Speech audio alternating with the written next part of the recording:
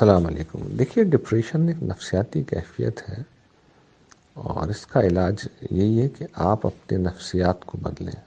اور نفسیات کو بدلنے کا ایک ہی طریقہ ہے کہ انسان مثبت سوچ کو اختیار کرے. ہر معاملے میں اچھی سوچ، اللہ پہ بھروسہ، توکل، اچھے زاویے کو دیکھنا، اچھی پہلو کو دیکھنا، ہر چیز میں پازیٹیو چیز کو تلاش کرنا.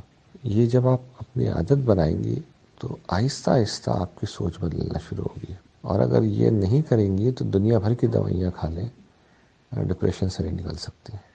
ڈپریشن رہے گا، اس کا علاج یہی ہے کہ ہر چیز میں کوئی مثبت پہلو تلاش کریں. اس کو میں ایک سادہ واقعے سے سمجھاتا ہوں کہ اور یہ اگرچہ ایک واقعہ ہے اور اس کو ضروری نہیں کہ آپ سچا سمجھیں، لیکن یہ بیان کرتا ہے کہ مثبت انداز فکر کیا ہوتا ہے.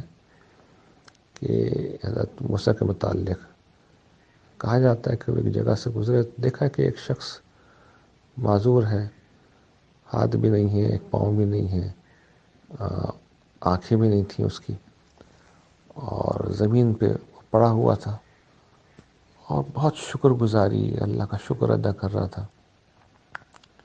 تو انہوں نے اس سے پوچھا کہ یہ شخص تو اتنے مسائل میں ہے، ہاتھ تیرا نہیں، پاؤں تیرا نہیں، چل پھر تو نہیں سکتا، معذور پڑا ہوا دیکھ تو نہیں سکتا، تو پھر بھی شکر ادا کر رہا ہے. اس نے کہا کہ یہ کتنی بڑی نعمت ہے، میں زندہ ہوں، سانس آ رہی ہے، مجھے یہ موقع ملا ہوا ہے کہ میں شکر کروں اور جنت کے اعلیٰ مقام حاصل کروں.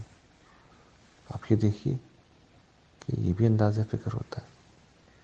تو زندگی میں ہمیشہ پازیٹیو رہیے، اس سے ڈپریشن دور ہوگا انشاءاللہ.